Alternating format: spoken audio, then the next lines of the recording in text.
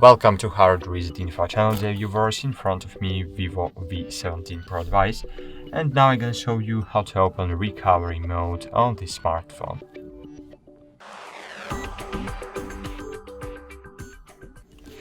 To do it, first you need to shut down your device. So press and hold power button, then click power off and wait a while. Wait for about 5-7 seconds and please press and hold together power and volume up buttons.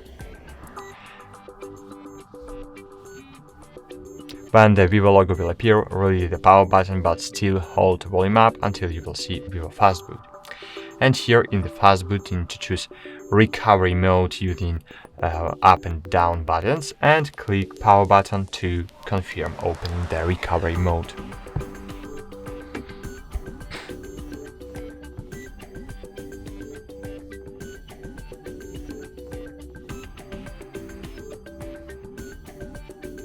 Cool!